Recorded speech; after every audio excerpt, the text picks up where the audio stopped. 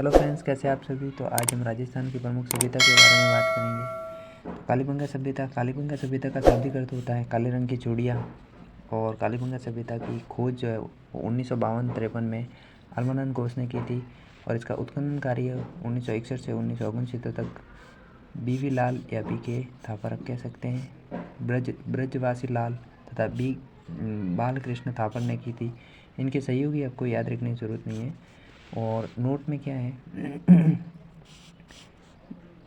बीवी लाल ने इस उत्खनन के निर्देशक थे।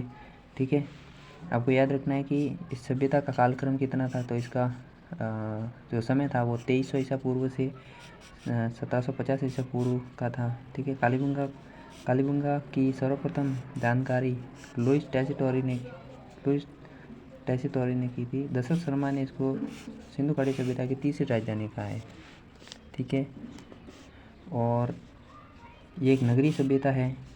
5 स्तरों में इसका उत्खनन हुआ है।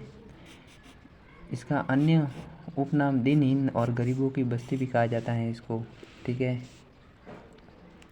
दूसरी चीज़, पश्चिमी टीले से प्राक हड़प्पा संस्कृति के अवशेष मिले हैं। और पश्चिमी टीले के किलेबंद के अवशेष भी प्राप्त हुए हैं। दुर्ग के दक्षिण में कच्ची ईंटों से निर्मित चबूतरे मिले हैं। कालीबंगा की सड़कें एक दूसरे को समकोण पर काटती हैं। ठीक है, इस सड़कों की इस पद्धति को ग्रिड पद्धति और जाल एवं ट्रांसपोर्ट पद्धति भी कहा जाता है। और विश्व में सबसे प्राचीन हल जोतते हुए खेतों के प्रमाण, ये सवाल बहुत इम्पोर्टेंट है। विश्व में सबसे प्राचीन हल से जोते हुए खेतों के प्रमाण भी मिले हैं। और अलंकृत फर्श के साक्ष्य मिले हैं, या भवनों की दीवारों में दरारें मिली हैं।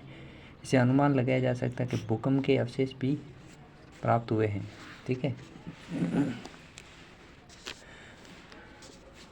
आगे बात करते हैं। तो कालीबंगा में पालतू जानवर कुत्ते के प्रमाण मिले हैं।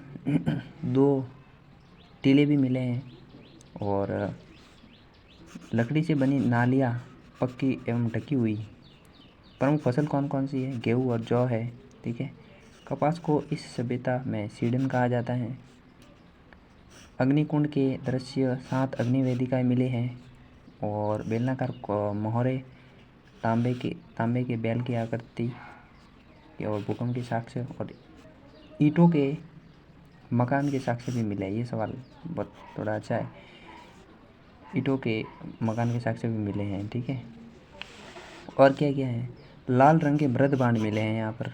दूसरी चीज़, जुड़वा पैर युक्त विषभ बैल के साक्ष्य मिले हैं।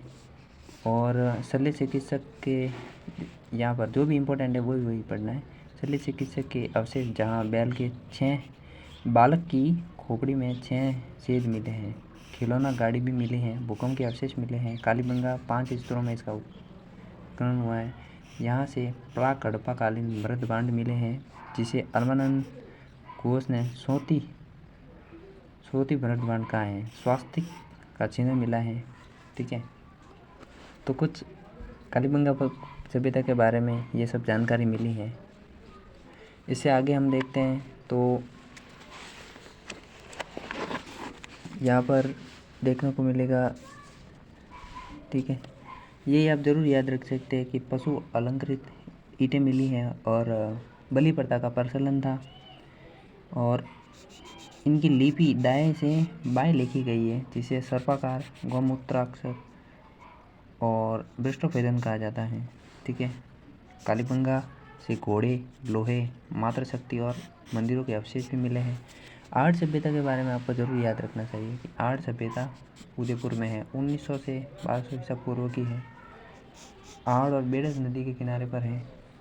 उत्खनन 1953 में A.K. व्यास या अक्षय कीर्ति व्यास ने किया था। इसके बाद बड़े स्तर पर उत्खनन का कार्य R.C. अग्रवाल और VN ने किया था। मतलब विजय कुमार ने, मतलब VN मिश्र ने किया था। ठीक है, R.C. अग्रवाल, रतन चंद्र अग्रवाल और विजय कुमार ने किया था।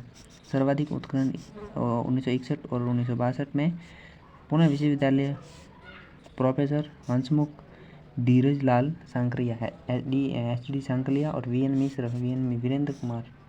वीरेंद्र नाथ मिश्र ने किया था। बाद में राजस्थान सरकार द्वारा उत्खनन के समय PC चक्रवर्ती, विजय कुमार वहाँ से उपस्थित रहे थे। आपको ये याद रखना, प्राचीनतम नाम क्या है? ताम्रवती नगरी कहा जाता है। स्थानीय भाषा में इसको धूलकोट कहा जाता है। अन्य नाम क्या है? आगाटपुर है, आपका बनास संस्कृति है, माँ सतियों का टीला कहा जाता है। आड़ बनास संस्कृति के प्रमुख स्थल कौन से हैं? गिलुंड है, ओजियाना है, बालाथल है। ठीक है, यहाँ से तांबे के 3 मुद्राएं और 6 मोहरें मिली हैं। त्रिशूल अंकित है, जिन पर त्रिशूल अंकित है। दूसरी और यूनानी देवता अपोलो का चित्र है। ठीक है, और यहाँ पर अनाज रखने के भंडार गृह भी मिले हैं, जिसे गोरे और कांटे कहा जाता है। और चावल से 8 सभ्यता के लोग परिचित थे। 8 स्तरों में हुआ था। कालीबंगा सभ्यता का जो उत्खनन है वो 5 स्तर में हुआ था, और आहड़ सभ्यता का 8 स्तर में हुआ था। 3 स्तर खुदाई के मिले हैं। ठीक है, इसको याद रखना है आपको। और ये सवाल पूछा जा सकता है कि आहड़ सभ्यता में कौन से मृदबांध थे? तो काले और लाल रंग के मृदबांध थे। पालतू जानवर कौन सा था? कुत्ता था। 6 असूले प्राप्त हुए, ठीक है, जिनमें एक पर मानव हथेली की छाप है। 8 बार बसने वाली और 8 बार उजड़ने वाली सभ्यता कौन सी है? आहड़ सभ्यता है। आहड़ में जल सोखने के लिए गड्ढे बनाए जा रहे हैं, जिनमें गड्ढे के ऊपर गड्ढे रखे गए थे। ठीक है, चक्रकूप पद्धति का प्रयोग किया गया था। आहड़वासी कपास से परिचित थे। चमड़े के टुकड़े मिले हैं। आटा पीसने की चक्की मिली है। बर्तनों पर ज्यामितीय आकृति के चित्र मिले हैं। यहाँ से एक बैल की मूर्ति मिली है, जिसे बनियाशील बुल कहा जाता है। ठीक है, मापतोल के बाट मिले हैं, और शरीर का मैल छुड़ाने के लिए जावा मिला है। आपको और क्या याद रखना है? आहड़ सभ्यता के लोग तांबे और लोहे का प्रयोग जानते थे, लेकिन चांदी से अपरिचित थे, और ज्वार व चावल से परिचित थे। मुख्य व्यवसाय पशुपालन था। गणेश सभ्यता की बात करें तो गणेश सभ्यता का जो तिथि है वो है 2800 ईसा पूर्व। ठीक है, खोज किसने की थी? रतनचंद्र अग्रवाल और विजय कुमार ने नीम का थाना सीकर में की थी 1972 से 76 तक। ठीक है, ताम्र युगीन सभ्यता की जननी कहा जाता है। पुरातत्व का पुष्कर कहा जाता है, और ताम्र संजय संस्कृति कहा जाता है। गणेश और प्राक हड़प्पा कालीन और ताम्र एवं कांस्य युगीन सभ्यता है।